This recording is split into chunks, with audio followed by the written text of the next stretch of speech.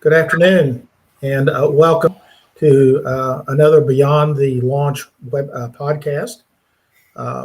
We've done a series of these, and you can find those on YouTube. But today, we welcome Paul Jedele. And Paul Jedele is a franchise or owner of a McDonald's, a couple McDonald's actually, in the Greencastle area. And we just welcome him and the background that he has. And Paul, do you want to talk a little bit about your journey to get you where you are? Sure. Thanks for having me, Ken. It's pretty humbling, honestly. But so I actually got involved because my dad was a franchisee. My dad was with McDonald's for almost 50 years, and he just retired in December. My brother and I have had the opportunity to buy restaurants off of him. My personal journey is 10 years ago in August, I said, "Hey, Dad, this McDonald's thing actually looks kind of cool. Can I get in?" And he said, "Sure." And he started me off as a crew person at the Greencastle McDonald's, taking orders, presenting food. I remember going home one night and literally crying to Dad saying, "I can't present food at McDonald's. How on earth am I going to own one?" Because I got in trouble with my shift manager for not doing good work. I'm a 35-year-old man and not doing this right. Anyways, moved through the ranks, became a shift manager, then supervised restaurants. McDonald's has a very in-depth, rigorous program to become approved to be a franchisee.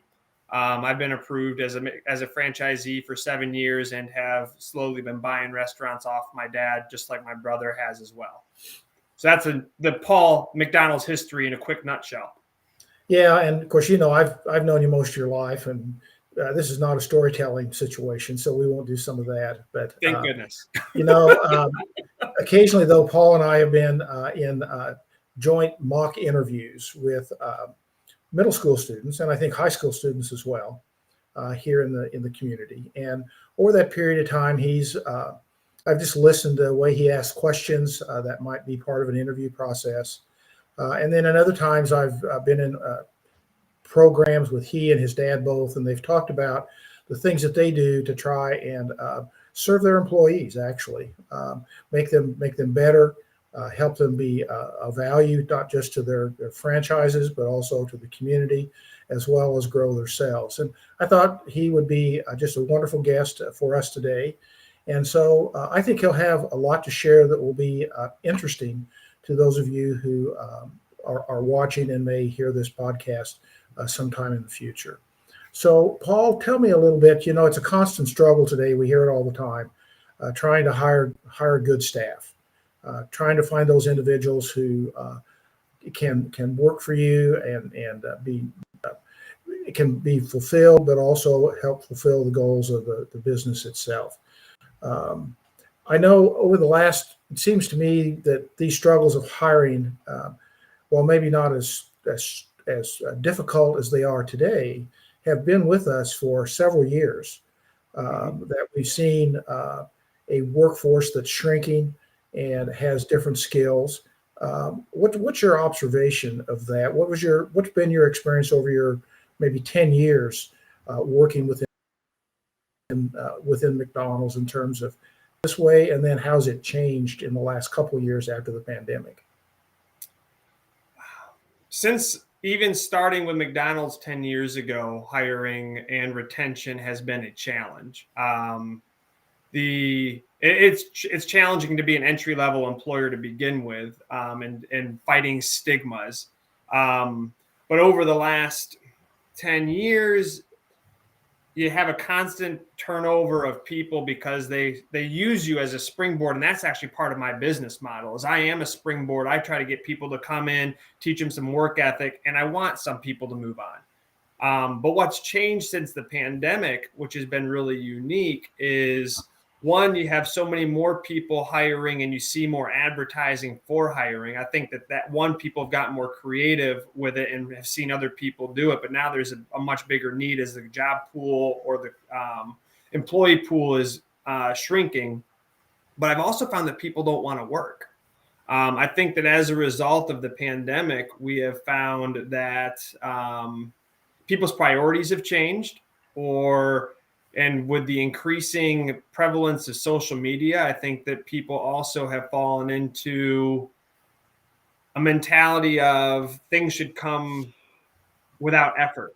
And I feel like that's kind of a current job struggle that we have with our labor force. Now, obviously, there are so many outstanding people out there that work extremely hard and I think have it right. But this is kind of one of the things that we're realizing and talking with other McDonald's owners and even other business owners, that you're having a reduction in people's ability to use grit and loyalty to get ahead and to progress themselves in a career. It's almost more of like an entitled society. And that's probably our biggest struggle today and what I've seen it evolve in the last 10 years. So I know you put hiring opportunities on your sign or on your marquee, but as you just mentioned, it takes a lot of creativity to find those good people today, or maybe just people. But tell me a little bit, or tell us a little bit about what you do other than just put a sign up outside. So aside from just the sign up side, then we use all of our different, we call it retail windows. So I'll have it on my menu boards. I have it on the inside menu boards. I'll even buy feather banners. So that's still all exterior. But internally, we'll hand out what we call bag stuffers. So we'll print thousands and thousands of pieces of, half sheet of 8.5 by 11, sharing what our rates are, put an application on it, shove it in the bag with the Big Mac and hand it out to the customer, knowing that the customer themselves might not apply, but they might see that and say, "Ooh, my kid might need a job," or "Ooh, I knew this person might need a job." And we talk about our benefits on that bag stuffer. We use Facebook advertising a lot. Like you can spend very little, like $10, and boost a hiring message via Facebook that then reaches outside of your restaurants, which is a different avenue. We spend money on like Indeed, and McDonald's actually helps pay for a program called McHire, which it feeds into various different hiring and advertising campaigns. One of the most unique ones that we've done is we'll actually have a person in the back cash hand the flyer directly to customers to try to make sure they actually see the flyer, showing that there's a job application. I mean, sometimes those are more desperate measures, but we kind of try to insert all those different tactics all at different times, or sometimes all at once, trying to drum up conversation. Advertising rate, we've changed up different ways that we even talk about rate, rather than saying up to a certain dollar amount for a wage, we'll talk about what that yearly income might be. So advertising that $15 an hour actually is almost $35,000 a year. Start today at McDonald's to make $35,000 a year. That's actually, it just hits a different mentality. So we try just different tactics to try to create new news or hit a different person's thought process. So are you hiring just to start with entry level or basic skills, or are you also hiring at the what I'll call the management level? I know you and your brother and your dad all started with making French fries, so to speak. We started as crew. We'll hire in people for higher level positions. We're always looking for managers, but most people come in as a crew person, just in the entry level position. That's how Dad, Tim, and I all got started. But we do hire people off the street with experience that can prove that they have manager ability. Now, quite honestly, as a manager, you're going to do all of those entry level positions. Like I was just in a restaurant yesterday and I was working fries. I love it. But you're never above the actual job role. But if you have leadership or you in an interview, you can interview to a way that I believe that you're worth hiring in at a higher rate. I'll take the risk on you and say, hey, I'll pay you more and hope that your leadership and I can train you into, I'd call it McDonaldizing you, but I hope that I can McDonaldize you and then use your leadership to help run my restaurants. So we're always, there is no limit on what we're hiring for. I'll talk to anyone about anything. So I know in the mock interviews that we've done, I've either sat next to you across the room, and then in those programs, I've heard other stories that I talked about. But tell me a little bit about your interview process and what maybe are some of your favorite questions, as well as what kind of questions do you get from the people you interview? Mm-hmm. And how do you get that feeling that this person will work in your restaurant? There's a lot in that question, Ken. Yes, there is. uh, as far as the interview process, I actually will do an interview. I'll change my tactic based upon who I get walking in. A lot of it I just read right off the bat with a handshake and the eye contact to decide how long the interview is even going to last right from the beginning. But some of the questions that I like to ask that kind of open up the doors, first, like, how did you hear about me? Then I do like asking, hey, what's your favorite meal at McDonald's? If they have no idea what McDonald's serves, usually they're not going to be a good employee, because they don't understand. Because if you've not been a customer, you haven't actually seen what it's like, what the operation is. If you don't know what the operation is, those people that don't use McDonald's as a customer turn out not to be employees because they didn't even realize how fast-paced the environment was and say, whoa, I'm out. But then one of the things that I like to do to get the best read on someone's character, especially a young adult, is, can you describe to me what dependability is?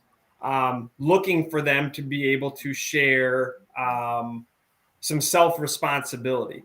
And I'll ask the question in a couple different ways, such as, are you a self-starter? Describe what a self-starter is. How are you motivated? What kind of follow-up do you need in your everyday life? And I'll ask those questions because you can learn a lot about a person to decide whether or not they're going to be a good job fit. And then, so depending on the way that they answer those questions, then when you have an employee that says, hey, are you dependable? What does that mean? And they say, well, I show up for time for school. And then I'll go one more step with it and say, okay, do you show up on time for school? But is that because your parent gets you up, or is that because you want to be at school for yourself? And depending on how they answer that second question, then you start knowing if you got a strong employee. It's awesome when you hear a teenager say, well, no, I set my own alarm clock. I mean, why would my parent wake me up? It's like, okay, cool, we got a good kid here versus, and it's the same for adults. What's being on time? And if they say, 8 o'clock and you're scheduled at 8, well, you're already starting to learn something that they find to be on time is cutting things way too close. So I would say that one of the fallacies in this conversation is that when there's a limited job pool, sometimes you're still making poor hires just because you need someone to come in to the restaurant, but you will find that then you're going to, just because someone didn't interview well doesn't mean that they won't get a job, unfortunately. That's a tough place. That's a stark reality of where we're at. That if you look like you might be worth taking a shot on, or if you show interest and care, you might get some red flags on the interview process. But I'm more willing to take a chance. I'm still willing to take a chance on you. So is your hourly rate the major motivator, the major question you get, or do you get other questions about positions and what the job entails from the prospective employee? Most questions are, what's the rate? The other high questions are, can I get promoted, or what does the ladder look like, or what can I grow here? Some other ones are about benefits as well. But typically, especially for an entry-level employer, most of it's just tied to the rate. So that kind of segues into that next question that's been kind of on our list, and that is once you've made that hire, however you feel good about it, what's then your onboarding process to try and bring that person, what you just called, up the ladder, to where they will feel served, as well as you can begin to see building value in that employee. Good. So we try to have a pretty formalized orientation process. So if I was to interview someone and hire them in, and it's really not even me, I've got managers that are doing it at each location. then they're going to invite them back for an orientation. In that orientation, they're going to go through a standardized presentation. We built out a PowerPoint presentation where it talks about our benefits. It welcomes them to the organization. There's actually a welcome video that we created where Tim, Dad, myself are all talking and being able to share to them, the new employee, who we are, and share a little bit about our story to help create that awareness of job progression, and then also utilizing the general manager's stories at each site as well. But there's a lot of consistency with us being able to have a dedicated person at each restaurant that does all of the orientation. So there's a consistency and a face that's been trained to be able to provide a good first experience for any new hire. And in that process, we have them sign our policies, do some critical food safety and safety conversations, talking about OSHA and making sure that they know that there's a safe environment, and also giving them the resources and contact information to reach out to Tim, myself, or our operations manager in case they have any concerns at the restaurant, because we know that it's important for employees to know where their avenues are to be able to have any concerns addressed if they have any. So, of course, we all want to see loyalty, and we want to see our folks grow and become just have better lives. But what specifically in this program that you do? First of all, what benefits are there for people that come to you work? And we'll just say full time. And then let's say what values do you feel that you bring that will help those folks grow? Full time is a tough word. I really only have one full-time person per restaurant, because full-time technically is salary, right, even though I have a lot of folks that are waged and working 40 plus hours.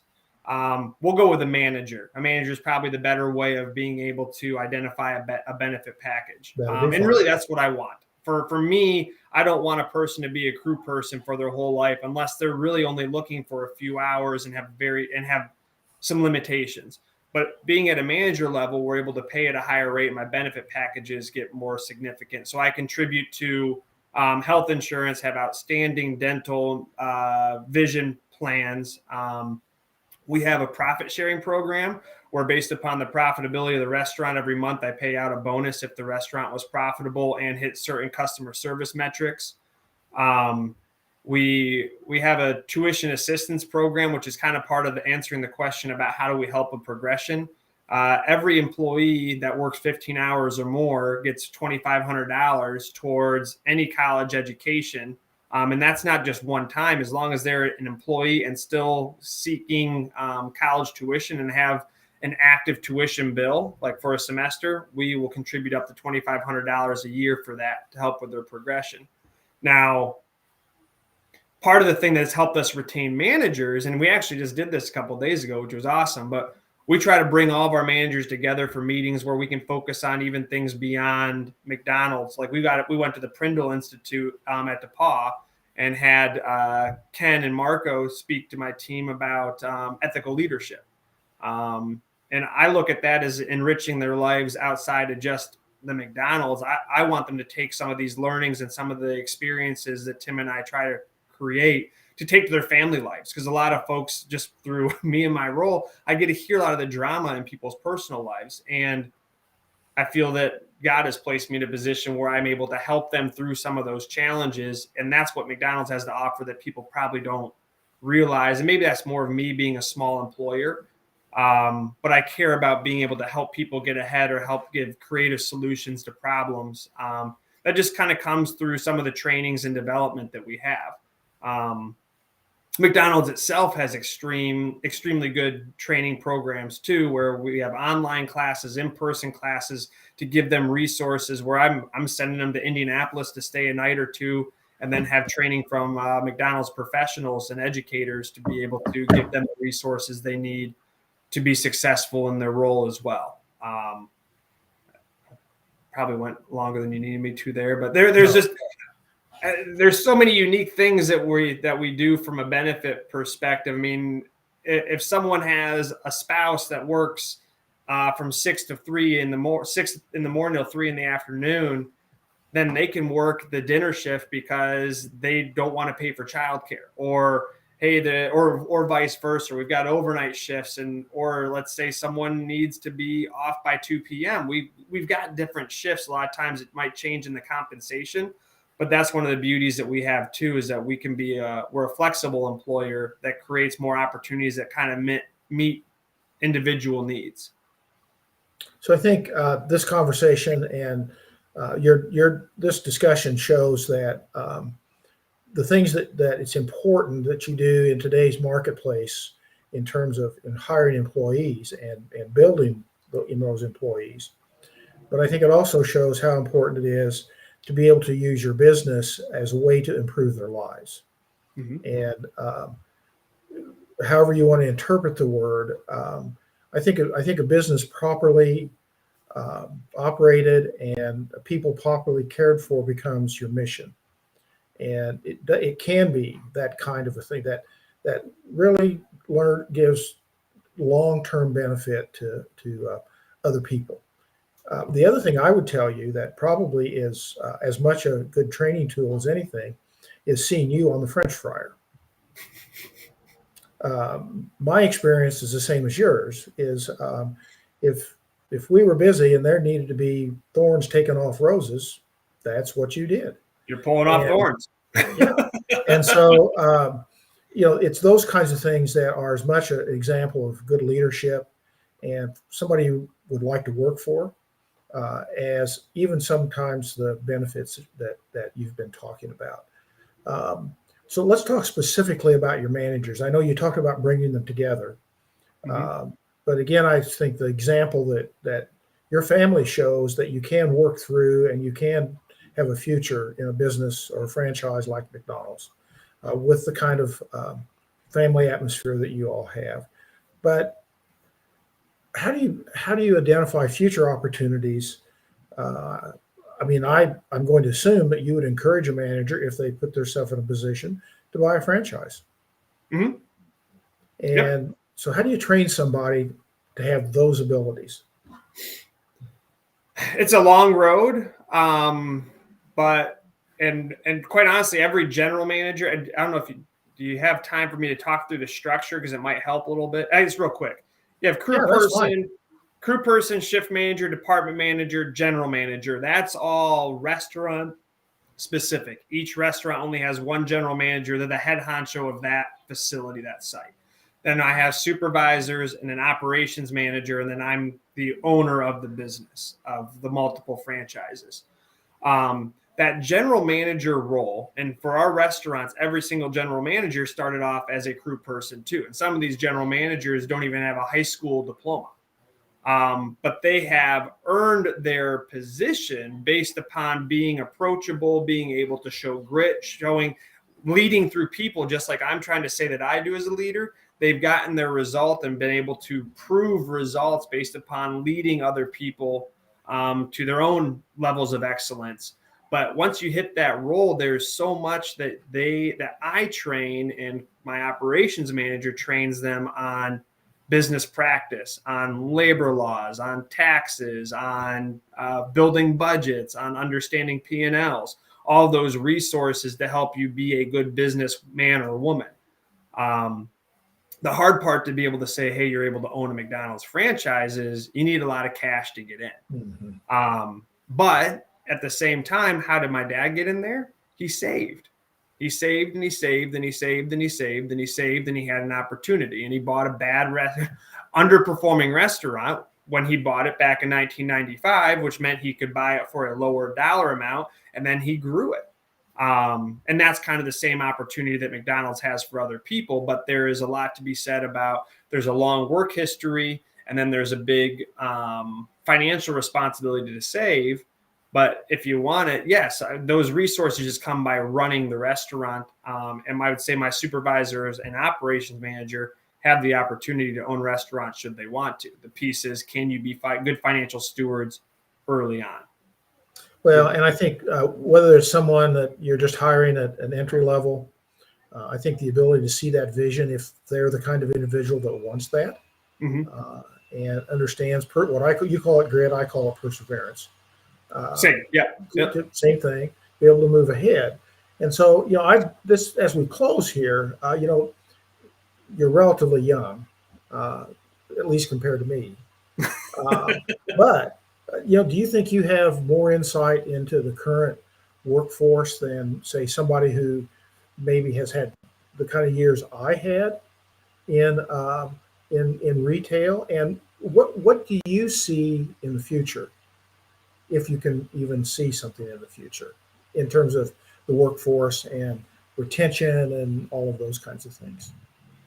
I don't think that age has anything to do with a beat on the workforce. It's being in the workforce. Like, I know there's operators that are older than me, much older than me, that are just as engaged and understand the workforce and what they need as I do. But I also have operators that are younger than me, that aren't in their restaurants, that aren't with their employees, that are very disengaged from their workforce. So for any business owner, being next to working the fries, as you just said, that's how I get to know what my employees need.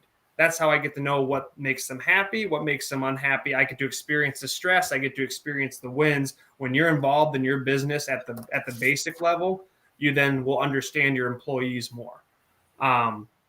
What do I think the future of it is?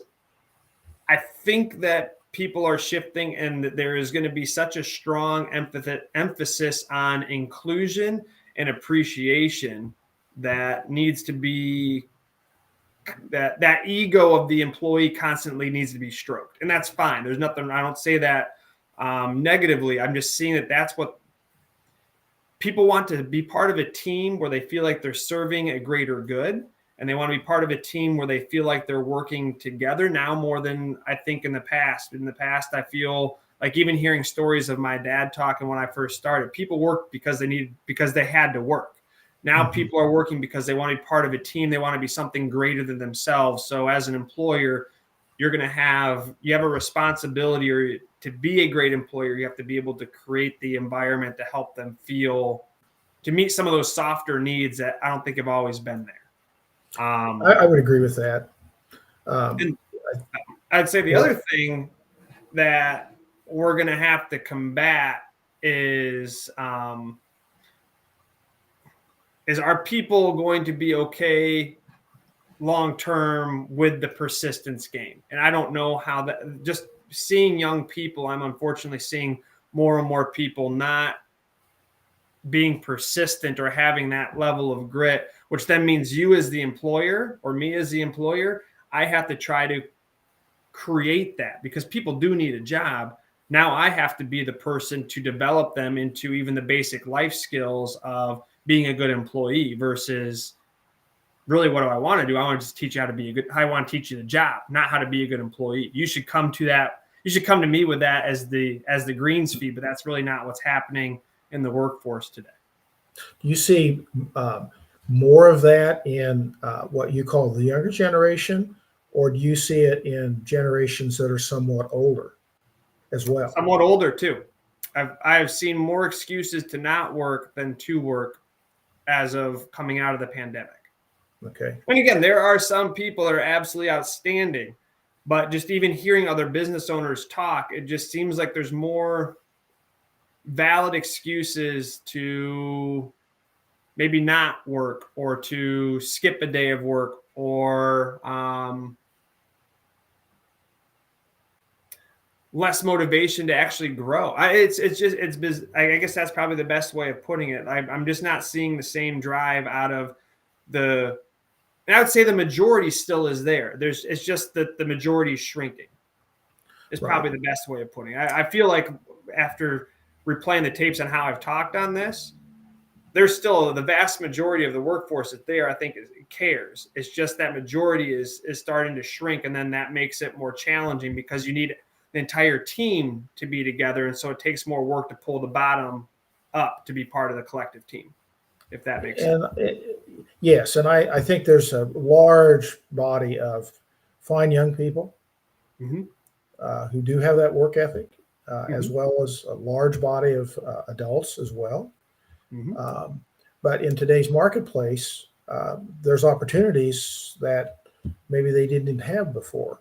and Yes. so you have you select from a different pool than you might have selected from originally. The other thing that I've talked about here is that I've been a study of demographics for a long time, and it seems to me that even without the pandemic, if we would have looked 20 years ago or even 15 and looked at birth rates, and if we would have looked at the aging of the population, that we could have very well seen that this work shortage with the growing economy, we were going to have this come about. It got maybe accelerated because of the pandemic, and I don't see that changing. If you just do people counts, I think we still are going to have these particular issues. And so doing the things that you're doing as a McDonald's franchisee, caring for people, giving them all the opportunities that they can to better themselves and become part of a team. And I found that particularly interesting because I agree with what you're saying. People want to be appreciated. And I think that's just critically important. So, your family has been great community leaders and been part of the community. You continue to reach out in the community. You do the same thing for the community that you do with your employees. And I know I've appreciated it, and it's been enjoyable watching you grow up into the role that you're in. And it's enjoyable talking to your dad today to see how much he enjoys being retired. So, do you have anything else to add? And if somebody wants to get in touch with you or they want to explore McDonald's opportunities, how do they get in touch with you? They could send me an email or give me a phone call. Do you want me to? I see you got a chat box off to the side. I could type it in there. Yeah. Aaron, can you maybe somebody can type his, can you do that, Paul? Can you type, do you have access to type it in? It says private chat. Maybe there is a public chat. It's maybe if Aaron, can you get a hold of that and type it in for us before we close? It's paul.jedele@partners.mcd.com. Okay. Is my email address. Okay. All right. Well, I appreciate you taking the time. I hope you've enjoyed it. I have. You will be on YouTube in our library, as well as if you haven't noticed, we're on LinkedIn as well, but there will be what Vince calls nuggets of this that will be featured. So McNuggets, thank you. McNugget, you're right. Yeah, it should have been McNuggets. So we'll get your email attached to one of those nuggets, and so somebody can get in touch with you. Otherwise, stop in the store and find the information, or go online to McDonald's.com and go to the hiring page. That's exactly true. Yep, absolutely. Okay. All right. You can text to apply at 38,000. There's so many different ways to connect, but the easiest one is usually just going to a restaurant. But and if it's one of mine, they can direct you to the office to get my phone number too, as well, if we can't get that out there. Which restaurants are those? So between my brother and I, we have 9 locations. There's 2 in Crawfordsville, Greencastle, Cloverdale. There's 2 in Brazil. One on right on US 40, and the other one is on I-70 and State Road 59. And then I have one in Mooresville, Indiana, the Monrovia Loves, one on I-70 and State Road 39, and then the one on the west side of Plainfield at Vestal Road. So that makes the patch of 9. Are you ever home? Sometimes. Okay. All right. Anything else you'd like to add, Paul? Say that again. Anything else? No, I guess the thing is I'm trying to think of young business leaders or people trying to get their business engaged. Probably the most rewarding thing about being a business owner is when you do have people that have been able to grow and achieve. Like last night, I went to celebrate with one of my young managers that started with us at the age of 15. And she just graduated from Hamburg University. So she is in waiting to be a general manager. And she's a young lady, very sharp, quiet, but growing as a young adult. And I'm just sitting there having a conversation with her and her boyfriend and just thinking, man, this young lady is making more money than I did coming out of college, but she did it by growing, and she is so passionate about what she does. And so it was just a proud moment for me to be in the presence of someone that trusts me, but then is enjoying her own growth and recognizing her own growth. And it was great. It was great to see someone that was proud of their self and their own accomplishments, and being able to be the person to create that opportunity. It's like, wow, it's pretty special. And it's one, though there's plenty of gunk with McDonald's and owning your own business, no matter what it is, it's the people that either create the greatest stress, but they also create the greatest wins. And the wins outweigh the stress. So, and I would echo that sentiment completely. And I have had those experiences, and there's a couple of folks that have worked for me that are now in business and doing tremendous floral bouquets. mm-hmm. And so they're doing great. And that is very satisfying. And it really makes it worth it, doesn't it? It does. Yep. It really does. Have a great weekend and rest of your week. And thank you very much. Thanks for your time. I appreciate it. It's a pleasure being with you. Yeah. Talk to you later.